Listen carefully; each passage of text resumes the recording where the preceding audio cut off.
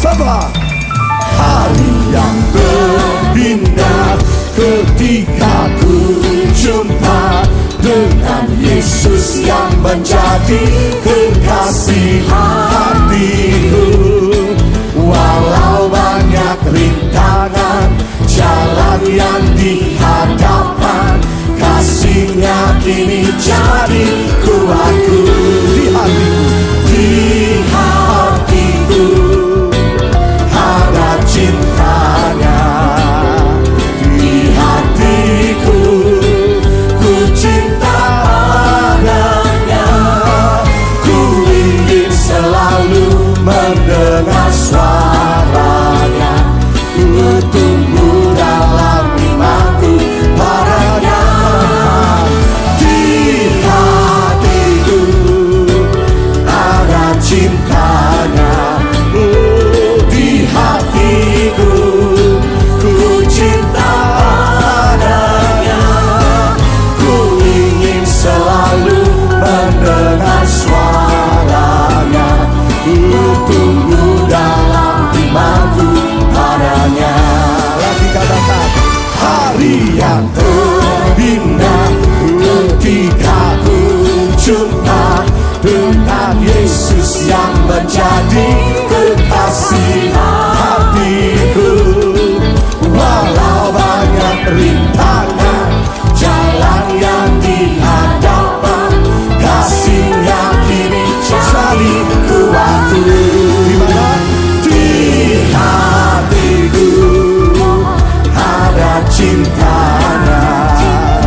Di hatiku ku cinta padanya. Ku ingin selalu mendengar suaranya.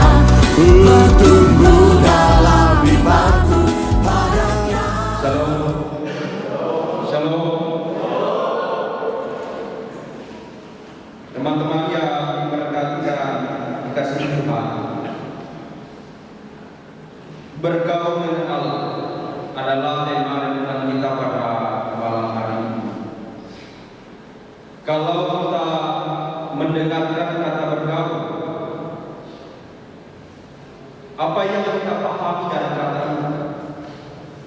Nah, kata ini sangat dekat dengan kehidupan kita seorang muda. Apalagi kalau kita mendapatkan sebuah nasihat dari orang tua. Biar ada dalam usia muda seperti sekarang, pasti kita juga berjumpa dengan nasihat-nasihat dari orang tua. Baik-baik bergaul di luar sana. Baik-baik jangan pergaulan yang buruk merusak hal-hal yang baik darimu. Nasihat di mana saja yang kita jumpai, biasanya kita berjumpa dengan kata bergaul. Nah, pada malam hari ini tema kita bergaul dengan Allah. Apa sebenarnya bergaul?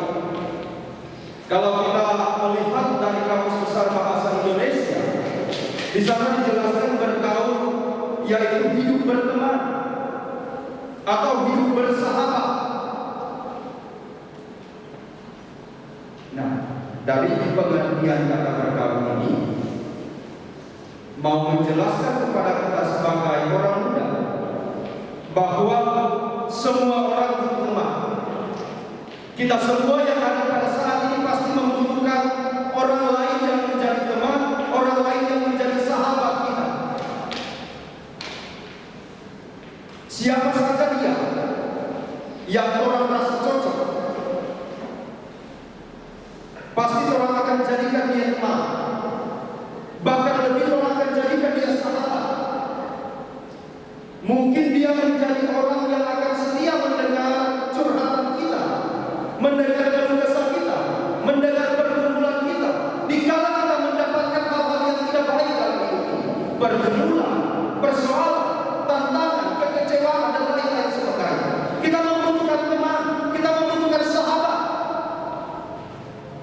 menjadi orang yang dipercaya, menyampaikan hal-hal yang ada dalam hati kita. Bukan hanya di saat keadaan yang buruk, di saat keadaan yang buruk kita baik pun, pasti kita akan sampaikan kepada teman, kepada sahabat yang kita percayai.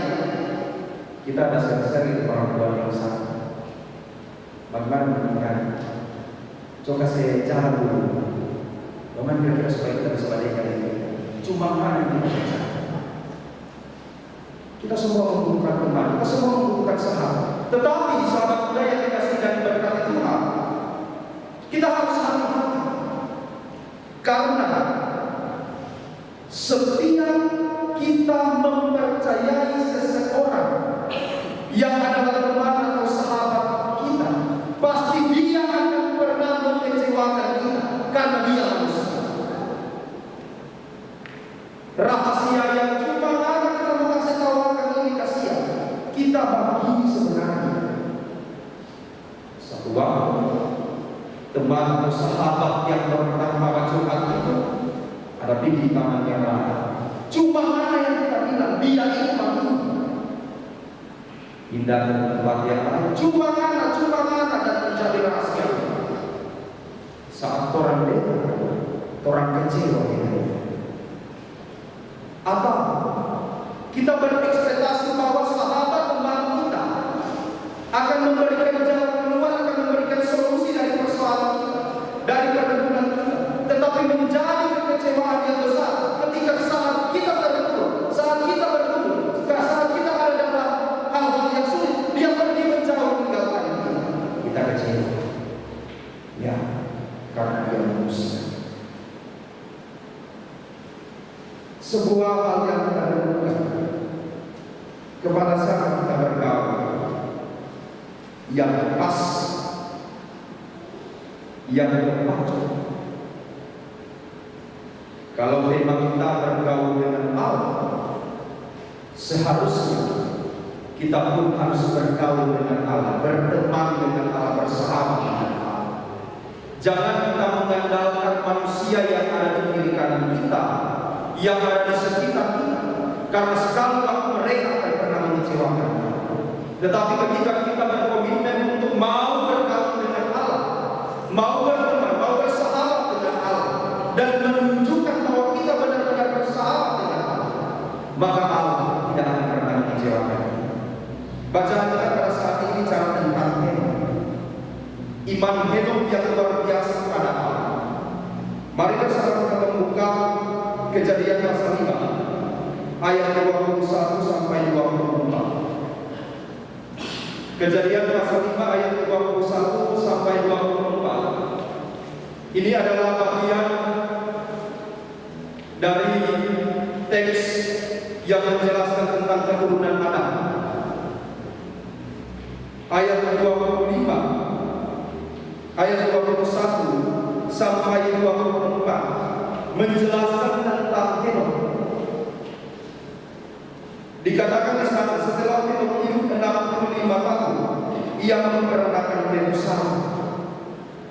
Dan Henok hidup bergaul dengan Allah selama 300 tahun lalu. Setelah ia memperanakan Metusela, dan ia memperanakan anak lelaki dan perempuan. Jadi Henok mencapai umur 365 tahun. Dan Henok hidup bergaul dengan Allah. Lalu ia tidak ada lagi sebab ia telah diangkat oleh Allah. Dua kali dalam teks ini dikatakan Henok bergaul dengan Allah. Artinya teman-teman, bahwa belajar dari Henok yang mau bergaul dari Allah, ia mendapatkan kehidupan yang sangat luar biasa. Kehidupan yang diberkati walaupun dia dalam usia yang dia capai. Luar biasa, 365 tahun. Orang manusia, anak buruan ke atas, mulai datang dan pergi. Yang datang ke kulit dan lain sebagainya, sakit, entah itu sakit ringan, sakit parah, yang berdiri misalnya orang-orang tua kita gigi dan lain-lain sebagainya. Tapi itu luar biasa. Dia mendapatkan kehidupan yang diberkati oleh Tuhan karena kehidupan beriman yang teguh, karena dia mau bergaul dengan Allah. Dikatakan dia yang bergaul dengan Allah, dia yang bergaul dengan Allah, dia diberkati oleh Tuhan. Dia mengimani Allah sehingga apa yang dia imani itu berbuah dari sikap, dari perkata, dari kehidupan, seluruh kehidupan dari dia.